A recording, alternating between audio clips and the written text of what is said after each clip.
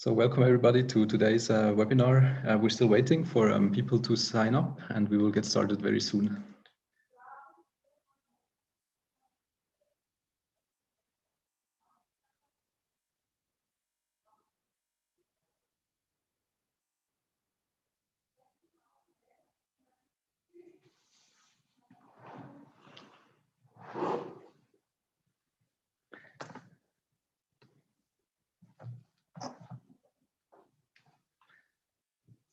Okay, so I see people are still signing in to today's webinar session, but I would like to get started anyway, so we don't lose too much time. Welcome everybody out there to the fourth session of the Geography of Sustainability Transitions webinar series. I'm Christian Binz, I'm a group leader at ERWAG in Switzerland, and I will be moderating today's session. And I'm very happy to introduce the theme and the two speakers of today's discussion. So today we're going to dive into a geographical perspective on grassroots innovation. And we're going to talk about diffusion and placemaking, and even about whether, grassroots innovation even is the right term, for analyzing these things that Giuseppe is going to talk about. So basically, the two speakers we have is on the one hand side, Giuseppe Feola. He's an associate professor at the Copernicus Institute for Sustainable Development at Utrecht University. And as a discussant, we have Professor Tim Schwanen. He's the director of the Transport Studies Unit at Oxford University. So I'm looking forward very much to the discussion, to the inputs by our presenter and discussant. And without further ado, I would like to give the floor to Giuseppe. Basically, it's the same procedure as in the last weeks. If we will have a 20 minutes presentation, 5 minutes discussion, and then about half an hour for the question and answers. And please put your questions into the Q&A feature in Zoom and put any technical questions into the chat function. So that's it from my side. I'm very happy that Giuseppe is joining us today, and the floor is all yours. It's all yours. It's great to have you. And thank you, Christian. I think you need to unshare your screen so I can share mine. I'll put on some. Yeah, yes. There we go.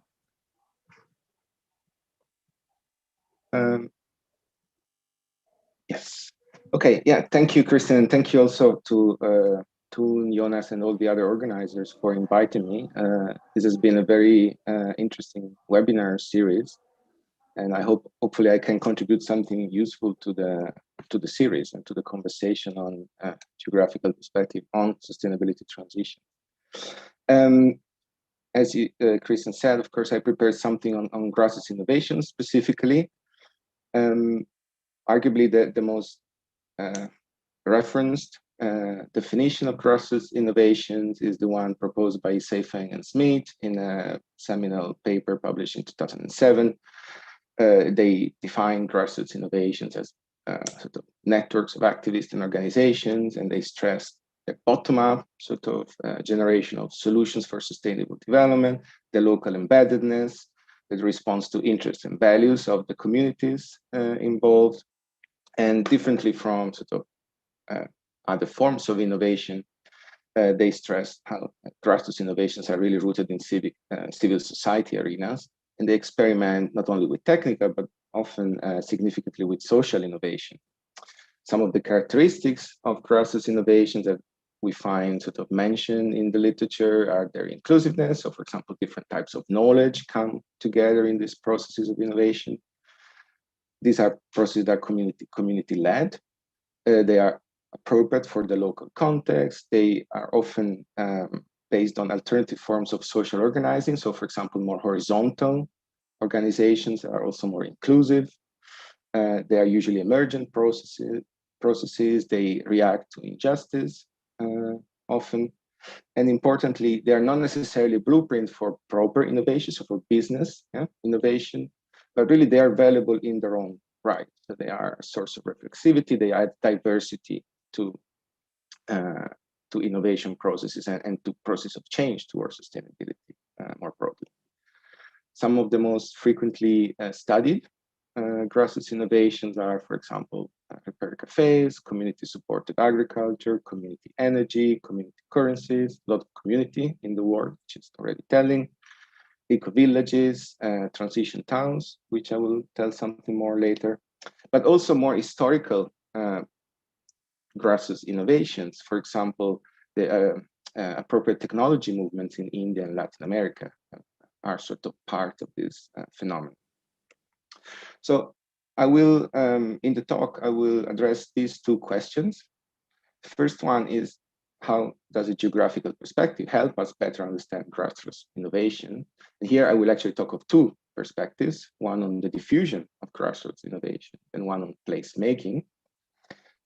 And I will then conclude by reflecting or addressing the second question, which is a reflection really on theoretical approaches that can inform a geographical analysis of grassroots innovations. And here I will talk a little bit about my a strand of literature that I found useful in my own research, which is a strand of critical human geography. So let me get started on the first part, so on the diffusion of grassroots innovation. And here I build on a work that I've done with various collaborators, especially on the transition town movement, but also on some other grassroots innovations. And for those who are not familiar with this type of grassroots innovation, the transition town movement or network is a network of local transition initiatives that was emerged in Totnes, southwest of England in 2006. Since then, it's really spread in many different countries. There are thousands now of local transition initiatives undertaking all sorts of activities to tackle climate change, peak oil, and economic crisis, usually by relocalizing the economy, creating resilient, cooperative communities, and acting really practically on all sorts of issues, from food systems to housing to energy to community currencies and so forth. And the discourse around the transition network has really been that of a spiral diffusion, right? So the idea that really it's a very successful movement, which to a great extent it is. But the discourse are really has really reinforced this idea that transition towns could emerge anywhere. And even at the theoretical sort of levels, of scholars who have talked about the diffusion of transition towns, but also of other grassroots innovations, they have used the metaphor of a rhizome. So this idea that this phenomenon is somehow underground and then it could pop out again, more or less everywhere. This is not necessarily what is said in this theory, but sort of it's how this theory, these metaphors and this discourse sort of is often used. So there's an element of this idea that really there's ubiquity of this phenomenon. On the other hand, we also know that there's literature that has discussed cases of failure, barriers, or has discussed some sort of preconditions for the emergence and the consolidation of transition towns. So what we did with, again, with a number of collaborators, we set out to investigate the spatial diffusion of transition towns and other grassroots innovations. And what we found, to really give you the one-line finding, is that in fact, the diffusion is not evenly distributed. There is a clear spatial structure. And we did this analysis for different countries. You can see here England, Wales, Italy, but we also looked at France and Germany. And we also looked at a bunch of different grassroots initiatives in the US, where we find a similar situation. The distribution is uneven, which, in other words, there's a spatial structure. Now, what can explain this uneven diffusion of grassroots innovations and transition towns specifically? Well, some of the factors that so one explanation is that perhaps there are some place-specific factors. For example, there are preconditions, such as civic culture, so the culture of collaboration between local authorities and the civic society, for example, which is a case in central Italy where many transition towns have emerged in the past few years. But also the socio-demographic profile of the community might really matter, because you need, well, a population that has some progressive ideas, but at the same time that has the time to invest in the volunteering work, which is needed in grassroots innovation. Place attachment might also play a role to infuse sort of motivation and vision into the into grassroots innovations. And then Noel Longhurst has talked of an alternative milieu, which is this alternative identity, yeah, that places can have, and all the sort of cultural and social dynamics attached to that, which might explain, for example, why Berlin in Germany is a hotspot of grassroots innovations, or the southwest of England, exactly because there is this alternative identity, alternative milieu. We also found that proximity might be quite important, both in terms of spatial proximity, so where transition towns emerge and they are close in space, but also not only in space, but also organizationally and culturally, they are connected with other transition towns. They are more likely to thrive and to succeed in their goals. And it's also interesting to observe that where we find a lot of transition towns, yeah, more dense presence of transition towns, we also find many other grassroots innovations. So there's also a possible cross-fertilization between different grassroots movements. And this we found is also, for example, in Salt Lake City. But again, case of Italy is another example where we have some civil society events, fairs, fair trade fairs, and similar events, which happen to occur exactly in those regions where we also find this dense presence of these grassroots innovations. Another interesting question about the diffusion of grassroots innovation is the following. So how is it possible that generalized models, generalized principles and practices of how to do transition actually succeed in such different contexts? You know, if you think of transition towns, there are transition towns in the favelas of Rio, as well as in hipsters' neighborhoods of London, in small towns in Italy, as well as in Berlin, right? So I think the transition town or movement, or the transition movement and the transition town network has found a very interesting balance between sort of this generalization of principles and practices that are collected, the best practices that are collected from local initiatives are sort of re-elaborated in more abstract terms into and then formalized into guidelines like the transition companion, or also other materials that is available on the website.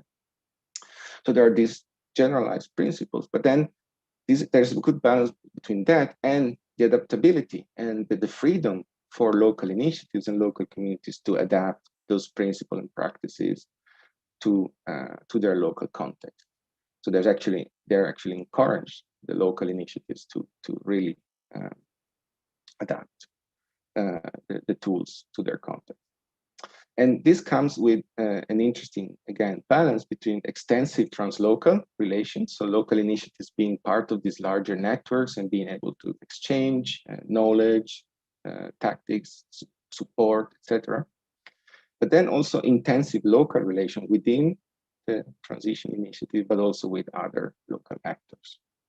And these relations can be, in the words of Shoki, in person, so relational channels. So, for example, there are people from the transition network that travel and visit different communities in different places, but there are also training programs. And then there are non-relational channels like book, the information material, the website, and so on. So to conclude this part on the diffusion of grassroots innovation, I think that this perspective can help us answer some important and practically very useful questions that are around the conditions that are needed to create and to foster grassroots innovations, the barriers that these local initiatives might need to overcome, and the processes, the social cultural processes that enable the embedding of different transition models. Transition towns is one, but eco-villages or community-supported agriculture and so forth, embedding these generalized modes into different local contexts.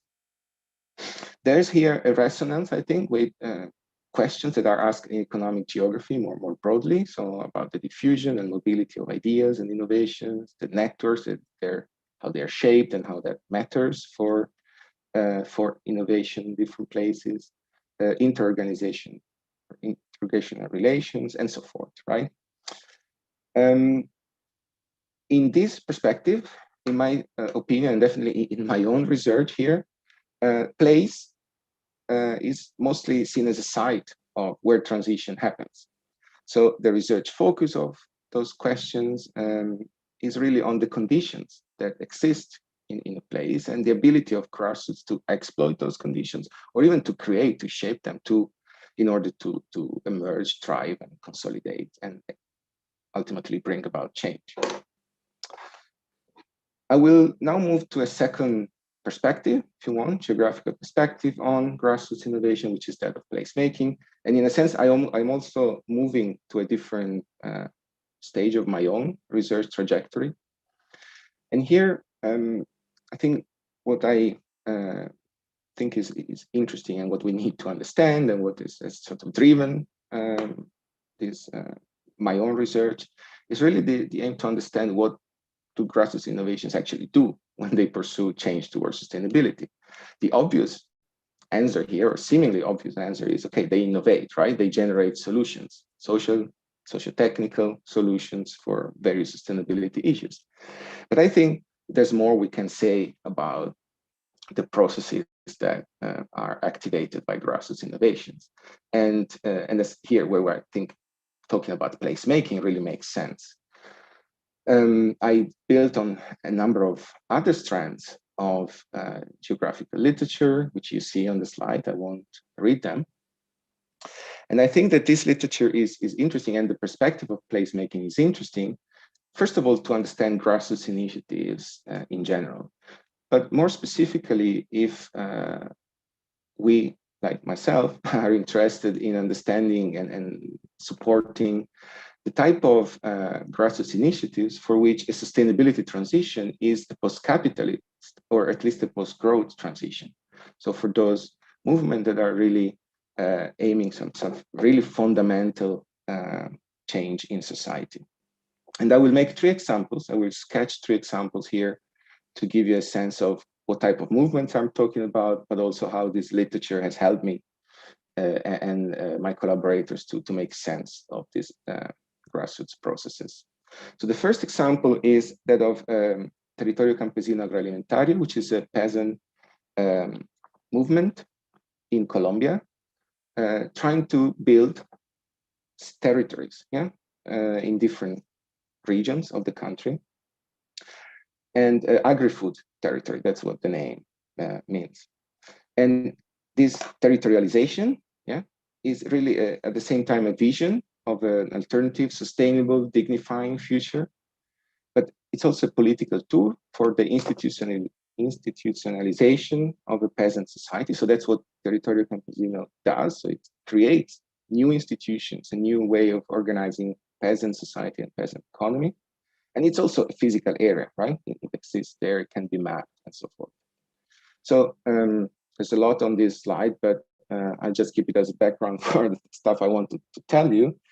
So in a sense, we could understand TCA as a grassroots innovation. There's a lot of social innovation in these new institutions for collective decision-making, for example, that are created for community planning and so forth. And there's also a response to injustice, as you find in the definition of grassroots innovation, in particular, the appropriation of natural resources by multinationals. But I think the lens of placemaking and bringing in different literatures help us understand better how the grassroots process like TCA help create new relations, while at the same time it dismantles some existing exploitative relations. So peasants creates these new institutions, but this is not a solution really. I would think it's quite narrow to think of this as a solution. It's really a creation of a different social reality, what Arturo Escobar and others would call the world making. This word making includes different social metabolism, identities, a different vocabulary that reflects a different ontology to talk about, for the peasant, to talk about themselves and the ecology they feel part of. And it's clear that TCA is attempting to reshape their world, not within, but also against and beyond capitalism, as presence of these multinationals make really physically visible. And there is a strong element of resistance to the appropriation of resources by them, also to the marginalization operated by the state. So there is a deliberate refusal of development imperatives and modernist representations of peasantry as a legacy of the past, and the resistance to the commodification of nature.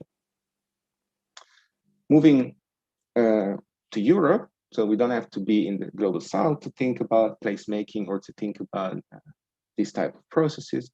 So with my team at Utrecht University, we're studying various cases of community-supported agriculture in different European countries. And here, I think it's interesting.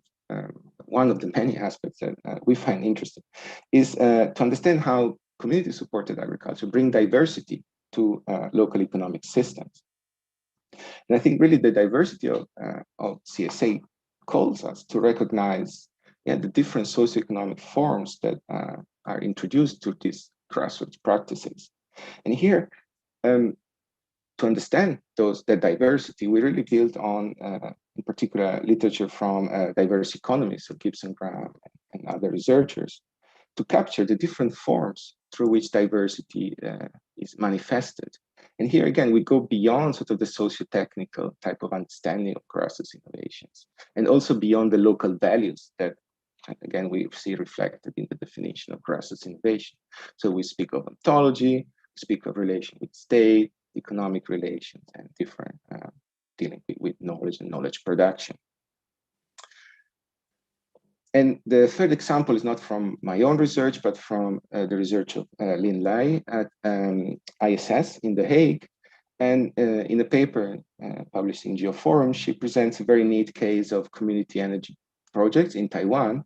And she really argues very convincingly that it is essential to consider the local historic and colonial and developmental trajectory of that place or those communities to understand the political mobilization that exists around community energy on the island. So how a grassroots energy initiative is shaped and in turn shapes place frames or contested place frames that see community energy either as a new form of modernization and development, or in contrast to that, as part of a struggle for autonomy, which entails decolonization and rejection of development. So I will now address the second question as a way of concluding and going towards the conclusion of this talk. The second question was about the theoretical approaches that can inform geographical understanding of grassroots innovation. So as I tried to sketch very, very briefly, I find placemaking a fruitful ground for cross-pollination of theories. So bringing in, yes, grassroots innovation, sort of theories and concepts, but also other literature, especially from various strands of critical human geography. And I think that, or at least in my experience, when it comes to understanding ongoing processes of transformation beyond capitalism, the type of really fundamental transformation, which I think is the type of research we would like to see more in the sustainability transition community. So when we want to understand what these processes entail, what they achieve, what supports them, in ways that are generative for the people involved, I think the notion of grassroots innovation is somewhat constraining. Why? Well, because on the one hand, the cases I presented there, yes, they are bottom-up processes, they are community-led, they are inclusive, locally appropriate, and emergent, all good. But at the same time, they are not really for sustainable development. They are really against development and with capital D, so the political project of development. And really often they build on an understanding of development as the historical production of unsustainability that needs to be sort of undone, really, to move forward towards forms of sustainability. They're often not about solution, but really about world making, so something bigger if you want, right? And then the performance, the prefiguration of those alternative realities. They're often not about innovating really, but really recognizing the existing diversity that is already there and that's has survived or coexisted with regimes and modern capitalist systems. They defend justice, but often, again, not through innovation and the enabling, but also through the disabling. So here we have a lot of contestation also and antagonism, not necessarily consensus. And importantly, they often don't want to break in the regime, so in an MLP type of multi-level perspective like a framework, but really to break out, and they actually defend their autonomy and they generate diversity through differentiation rather than through complementarity. So the open question with which I leave you is that, yes, we could understand these grassroots innovations as, or these grassroots initiatives as grassroots innovations, but perhaps we could also use different concepts like diverse economies, autonomous spaces, utopias, and so forth. And the point I want to make, just to be clear, it's not lexical, of course. I'm not just suggesting, oh, we should use a different term, but really it's conceptual in at least two ways. So rather than automatically use a certain label and then all the conceptual sort of toolbox that come with it, I think we should ask ourselves, what can different concepts among the ones which are listed here and others, so which of these concepts are more helpful to make sense of which different types of bottom-up processes first, and second, what do different concepts enable us to see in these processes, in this phenomenon, and what do they obscure? I will stop there. So I thank you all for attending the talk, and I look forward to Tim's comments and to the Q&A. Again, thank you very much. Thanks a lot, Giuseppe, for a very stimulating talk. So I give the word directly to Tim for your comments.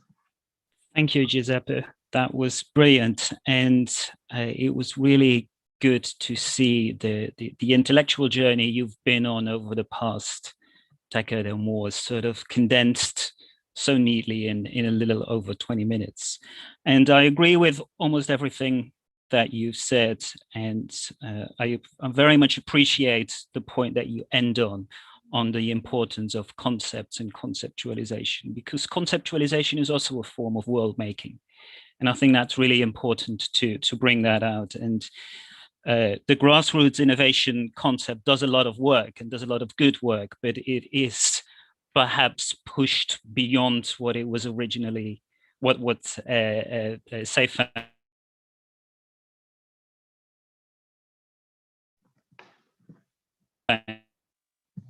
and Smith were originally. That, of course, raises the question, what other terms, concepts do we use, and what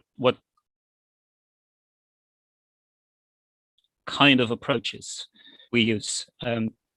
Which kind of gets me to the point that you're making about placemaking.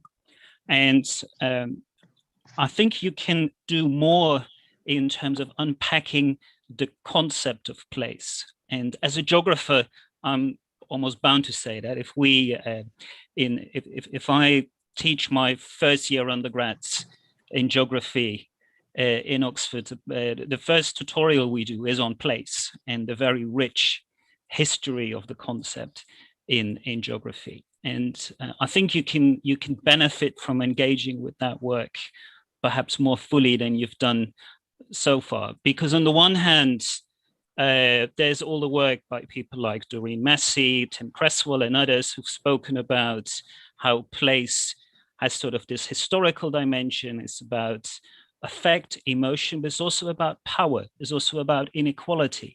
It allows us to resist some of the romanticization that we sometimes see when we talk about grassroots.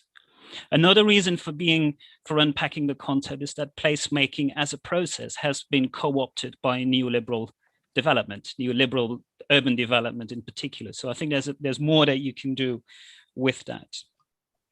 And there's an interesting relationship to be explored further between placemaking and world making, because the two are related, of course, but there are differences and tensions between them. And I think it'd be really interesting to if you could say a little bit more about how you see those related to one another. And when we talk about world making, of course, there's the critical geography literature, post-capitalism, post-growth, degrowth. And I think it's incredibly rich and incredibly inspiring for the kind of work that we do. But positioning this as post-capitalist or post-growth is also a specific positioning, choosing as privileging in a specific positioning that risks rendering certain aspects invisible. And in my own work, most of the work that I do in terms of these kinds of processes of placemaking, grassroots innovation, relates to mobility, and a lot of it is on cycling. And yes, there is a very strong post-capitalist current in this, and it's much more than simply about cycling. It's about different ways of living, different ways of creating, imagining the city.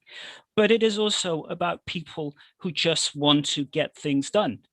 We've done some interesting work. Well, we've done some work in Oxford around degrowth and how it's been taken up in transport policy contexts in cities like Barcelona, Turin. And you very quickly see that the ideological connotations start to move into the background when we sort of think about creating actual change in the world. So it becomes a very pragmatic, practical oriented set of processes.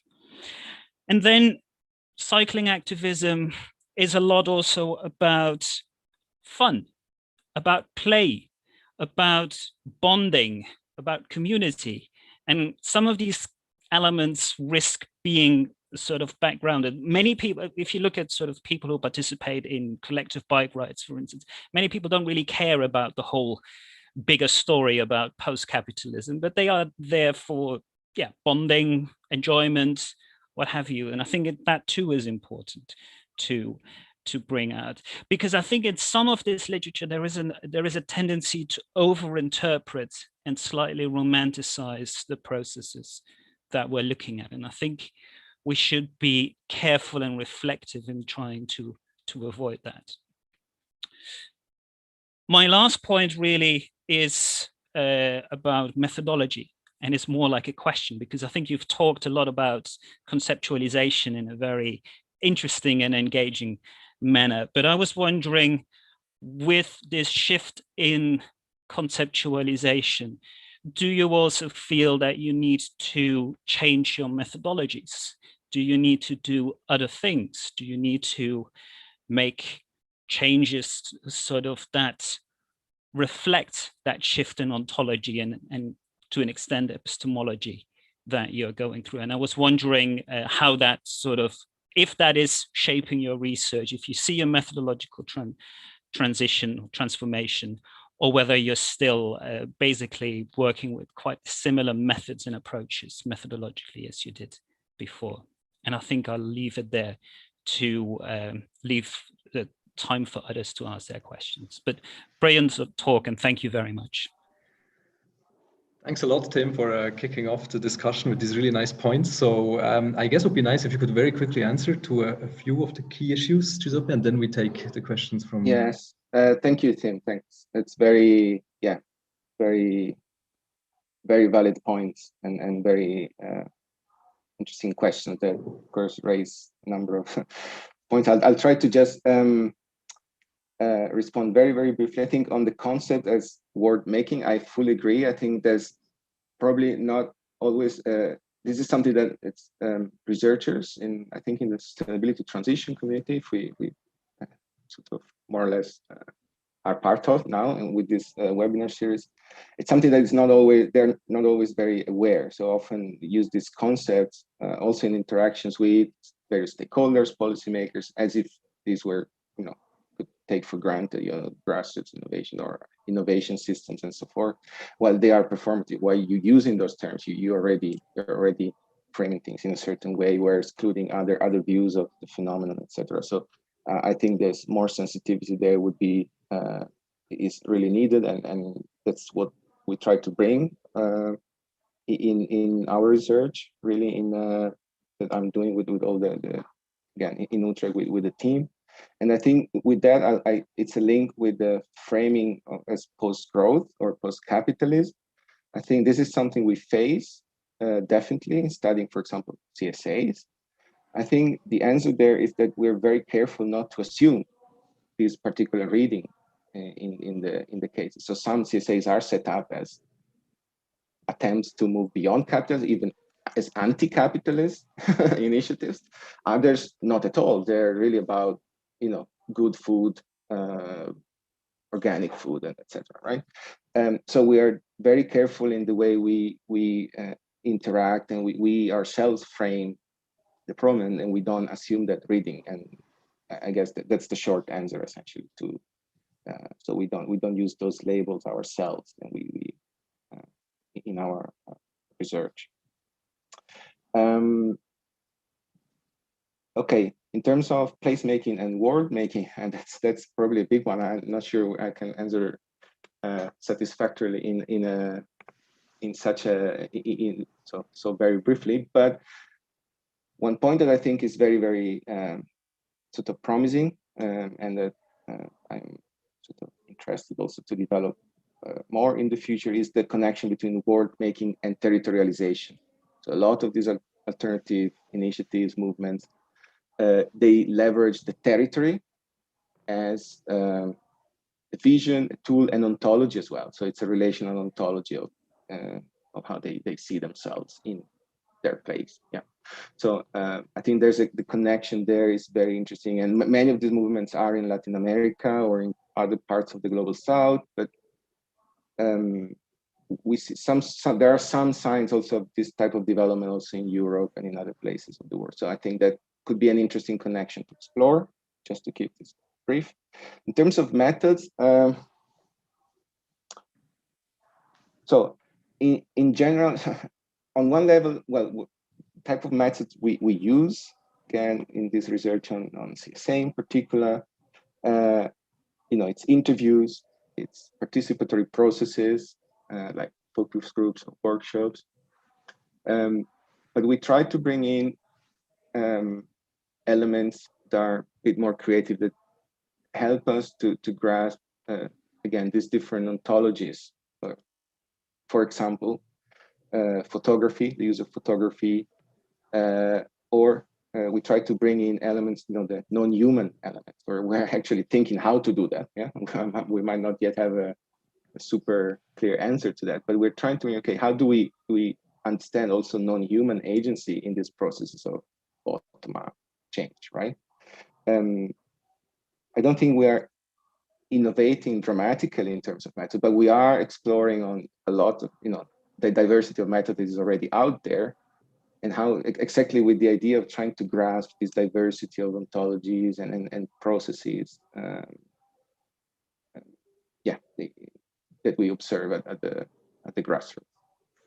I think I stop there. Okay, thanks a lot for these first reactions. So let me so open the floor for the questions, you know, in the open Q&A. And there's actually a cluster of questions that relate to the use of transition versus transformations in your talk, and whether you use that sort of strategically. So where do you see the difference? Is it that transitions are more incremental and transformations are more radical? That's what Lakshmi Pant is asking. And there's another sort of related question by Svetlana Gross, who wants to know what you think about transformative social innovation, you know, new concept pushed by Pell with Mayer Avellino, which seems to sort of study very similar phenomena. How do you relate to their sort of writings? Okay, so usually when I talk of sustainability transitions, it's really, I refer to the sustainability transition sort of literature and field, and so the, you know, the MLP and the type of literature that's defined the sustainability transition community. I tend to use more actually the term transformation probably in my research, because I use it in a more free way, so without attaching it to a particular scientific community. And often I add transformation. I mean, what interests me in terms of research interest is really this transformation to post-capitalist, post-growth. So this type of but that's more or less how I distinguish the two.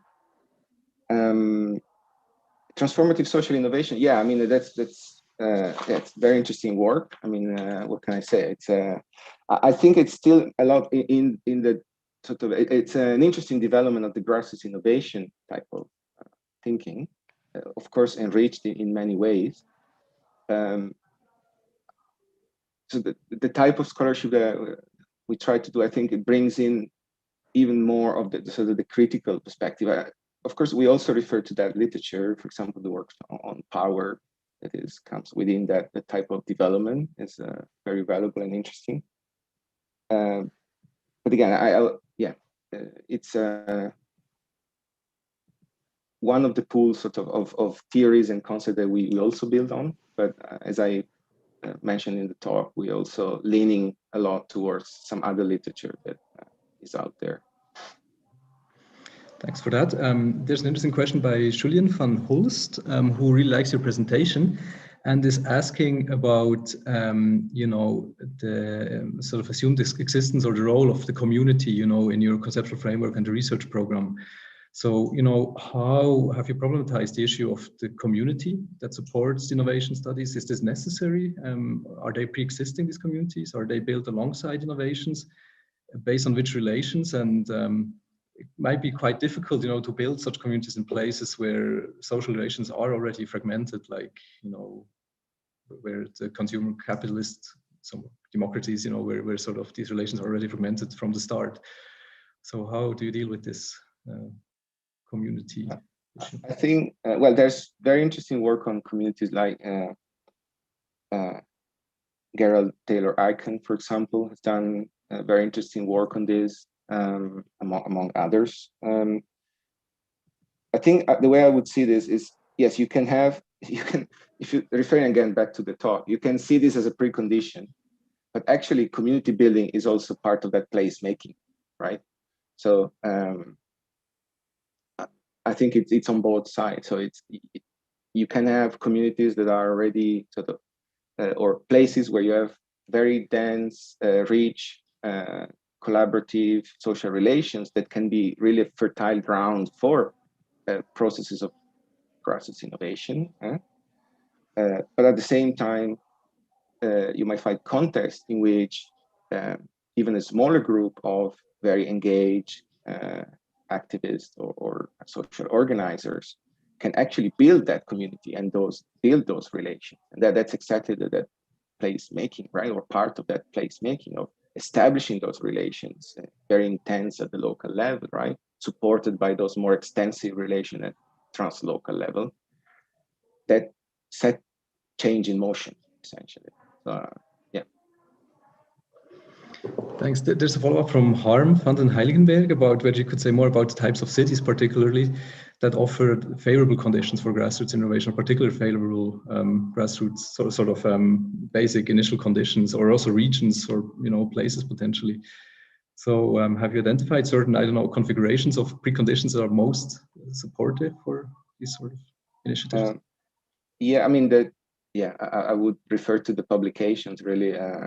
I mentioned some of the factors that we correlated with successful grassroots innovation. So like the pre-existing culture of collaboration, the sort of the availability of this sort of this place attachment, which actually, at least in our hypothesis, was stronger in smaller towns than in larger towns, because there's less turnover of people, so people are more stable and live for longer periods of time there, so they're attached to place, therefore they care for place, therefore they engage also in you know, sustainability initiatives locally.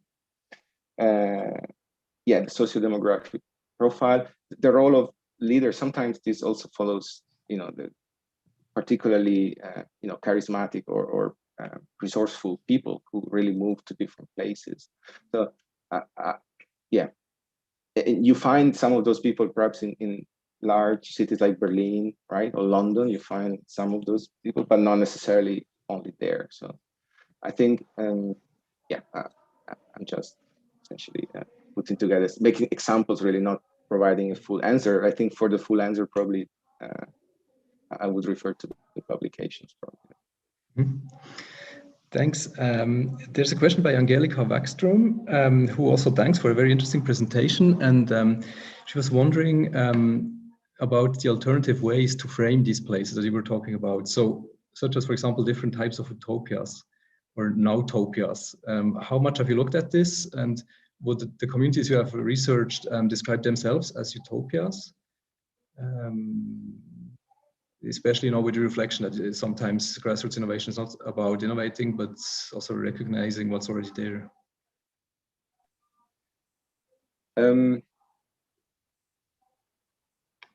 Okay, so one question is whether the communities themselves or the initiatives themselves use this type of concept. Well, most of the concepts, no, they don't use them because this is academic jargon.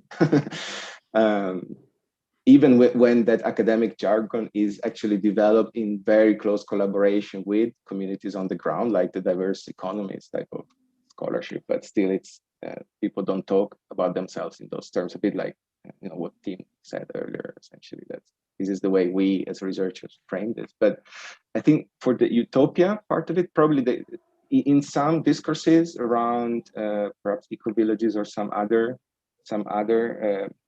grassroots movements, you would find some references to utopia and some sort of elements of utopian thinking and actually explicit reference to that need to envision, envision the impossible. Even in the example in the TCA, so this aiming, the movement in Colombia that I mentioned earlier, that is aiming for the impossible, and this sort of which you could read in terms of utopian, pursuing the utopian, is actually mentioned by the peasants themselves, right?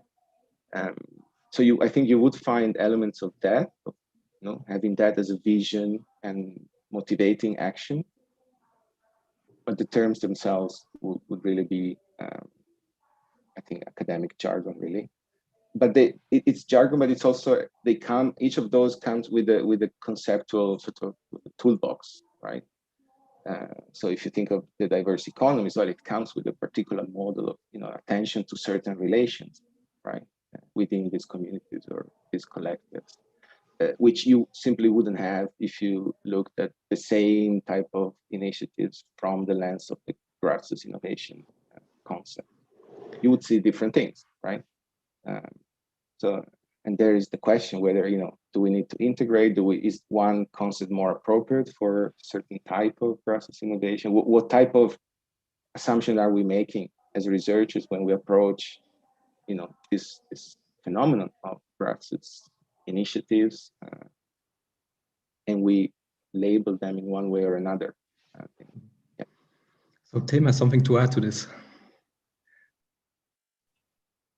Yeah, thank you. I completely agree with what Giuseppe is saying. But what we found in our research, that the kind of language that people involved in these initiatives do use is talking about leading by example. At least certainly in the Anglophone context, that's something that you see very clearly. So there is clearly this notion of prefiguration, of a prefigurative politics, of living the world in your own small community, your own initiative that you would like the whole world to be. That sense is something that you do get. But yeah, there is an interesting literature around notions of prefiguration, prefigurative politics that could be brought into this as well. Yeah, thank you. Thanks for this. So there's a next question by Guillaume Lessard, which is about the practices of the so-called innovative entrepreneurs, and that they are still, often reproducing current pathways of private profit-making businesses, since they have to exist and survive in a neoliberal environment. So how are community or grassroots-led initiatives different? Are they sharing the profit of new energy infrastructures through the community, or are they able to implement different forms of tenure? Well, yeah, I can't speak much about energy. It's not really the field, but more food. We think about agri-food as, if you want, the focus, thematic focus, which is I'm more familiar with. But so in short, I think grassroots innovations do attempt to use different well, you could say business models. So they're more inclusive also in terms of the outcomes. So the redistribution of the benefits, for example, the inclusion in terms of decision-making processes. You find a lot of, there's parallels here with the cooperative movement. But what we also see in the literature often is that really they find some, there's a ceiling, or there are barriers which are often exactly, they often manifest at the intersection between sort of the broader system and the initiative. So when it comes to, well, getting access to certain resources, or getting funding, or getting access to spaces and so forth. The system imposes certain rules, certain expectations, certain, that the initiative, because it works on different logics, cannot necessarily meet.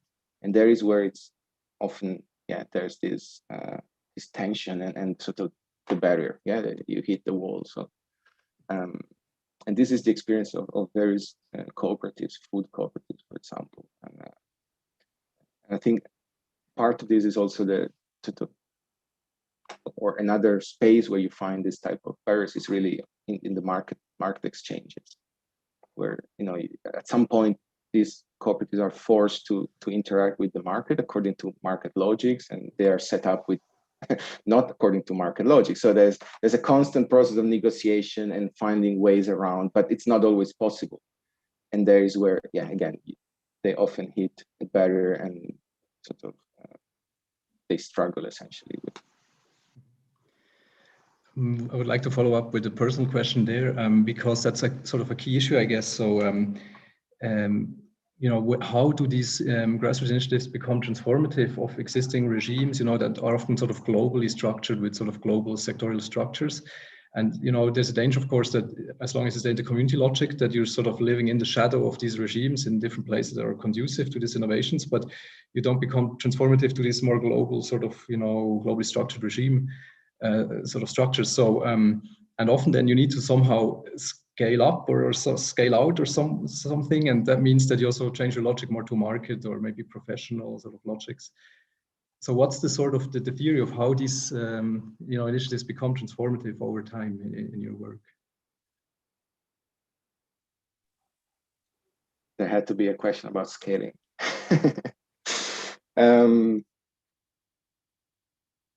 Honestly, I don't know if I have an answer to that, because it's a recurring issue and it's a recurring sort of theme. I think one way to approach that is to think about change as more distributed, as a sort of ecology of alternatives, rather than as a sort of scaling up or becoming bigger or doing more, right?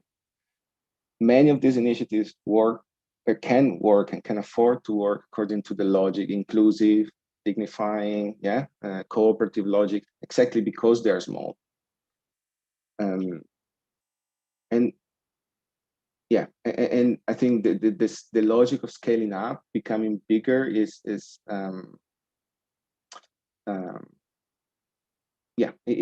essentially undermines the very organizational sort of practices of these initiatives. So, one could refer to Olin Wright's sort of hypothesis about the erosion of capitalism through the multiplication of small scale sort of initiatives that slowly work their way through the gaps, the interstices, or at the margins. But the risk, as you said, it's that becomes simply a coexistence of diverse forms of, for example, food provisioning, energy provisioning, that don't really undermine the main regime. So I think some of the interesting experiences are these ecologies of grassroots innovations, where you have really a coming together of, for example, cooperatives or other alternative initiatives in different sectors that really build a parallel economy. But again, how that impacts the regime, essentially, the global regime.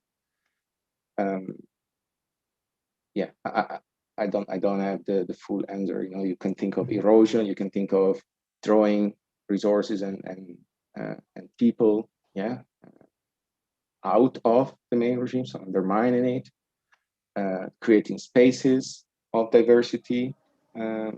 Again, but that doesn't amount to a theory that answers your question.